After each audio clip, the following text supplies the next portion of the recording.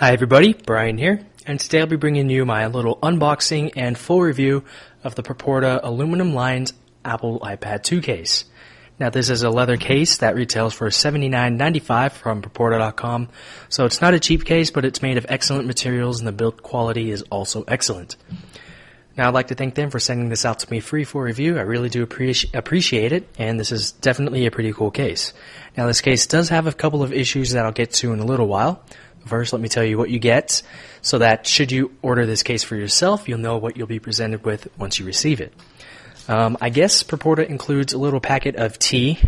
Yorkshire tea makes a lovely cup of tea. I guess they include this with all of their shipments, so that's pretty cool. Proporta is based in the UK, so that is pretty neat. Here is the packaging, and here is the back of it. Not too much to see on this, so let's go ahead and take the case out of this so that we could take a closer look at it. So here is the case itself. Here's the front of it. There's this little magnetic flap so that the front cover stays nice and closed. On the back of the case you can see that we have a large cutout for the camera, and this is one of the issues that I'll get to in a little while. Here's what the inside looks like. Here we have two little feet so that you could prop your iPad up at a couple of different angles. There's also another little issue that I'll get to in a little while. It may sound like this case is full of issues, but to some people these might not matter whatsoever. So here is the inside of the case where you put your iPad in. There's some nice felt lining in here. And here we have a little flap so that once you install your iPad case through the top of the case, or once you install your iPad into the top of the case, it doesn't go in through the side, it goes in through the top. This little flap will keep it nice and protected inside, and that's where another issue is, which I'll get to in a little while. So that was just a quick little tour of the case. There's some more stuff to show you once I actually get my iPad into the case, so let me go ahead and do that really quick.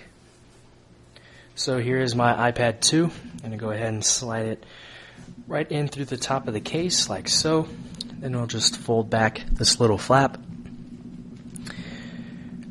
Now, you can see that the flap doesn't have a little cutout for the microphone, so if you decide to record a video with this case installed, then you're going to have some microphone issues because there's no little cutout for the microphone at all. So audio might be muffled, it might not be as good as it should be.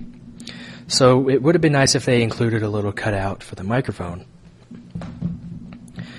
Now at the bottom of the case we do have a cutout for the 30-pin dock connector, and we do have a little cutout so that the audio that's coming out of the speaker can actually be heard. And on the right side of the case we do have a cutout for the your switch here that you could use for rotation or mute purposes, and we do have access to the two volume buttons. And on the back of the case we do have a cutout for the camera. Now this is where another one of the issues are, because the case, your iPad sort of moves around back and forth within the case a lot. So you can see here that I will move it to the right or to the left a little bit. You can see that the camera sort of is covered up a teeny bit, and then I could also move it to the right a little bit to where it's not as much covered. And because of this, your camera is never going to actually be properly aligned in the camera hole. And the camera hole is also really, really deep, so that once you're actually using your camera application or some other sort of camera app, let me go ahead and open mine up really quick so I can show you what I'm gonna. So I could show you this. You can see that there's sort of this area down on the bottom because your camera, it's just so deep of a cutout that your camera's actually catching some of that cutout. So depending on which way you sort of adjust your iPad within the case, you're going to see some of that.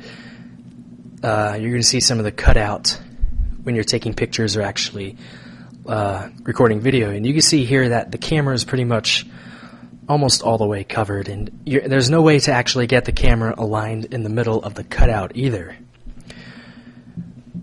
Well, you sort of can, but it's just sort of a hassle. You shouldn't really have to do that.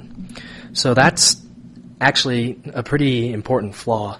So if you're somebody who actually uses the camera quite a bit, then this is definitely going to be an issue for you. Also at the top of the case we do have the power button. and access to the 3.5mm headphone jack. Let me go ahead and show you some of the typing or some of the viewing and typing angles that you have. So this angle here is perfect for watching videos. So if you want to watch a cartoon or a movie or something, then this is the perfect angle for you. Or if you just want to use your iPad, sort of browse around the internet or play around with some of your apps, then this is also a way to go. Now there's also one more angle you have, and that is this one right here. And this is the perfect angle for typing. So if you want to use your iPad for, let's say if you're like me and you want to take notes during lectures, then this is actually the angle for you. My app is failing right now that I usually use for taking notes. And you can see that the iPad just sort of slid down off of that little angle. And I've noticed that when I'm trying to use this angle here, the iPad will often slide off. I don't know why this is. I've tried adjusting the iPad in the case. I tried adjusting the little ridge right here that you could sort of get your iPad to sort of stay on that ridge a little better. I just couldn't really get it to stay. It might stay for a couple of seconds, but once I actually try to use it, it'll just slide back down. So when I actually have to type, I just have to leave it like this. And you are able to see that this case is somewhat bulky, so if you want to keep your iPad, if you just want to keep the bulkiness to a minimum, then this is definitely not the case for you. You are able to definitely see the thickness of this case. And let me go ahead and close up the front cover. There is not a magnetic area here, so that once you actually close this, it does not turn your iPad off. So that's sort of a disappointment. But here's what the case looks like once the front cover is properly closed. You can see that it is a fairly thick case, but it sort of gives me some extra assurance when I'm actually walking around with this under my arm or something.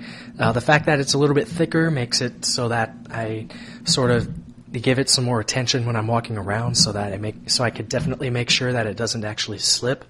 Now, despite this case having those issues, this is still a pretty decent case. Now, the price is about $80, which is very expensive in my opinion for any type of case. Even though it is for an iPad, that's pretty expensive in my opinion.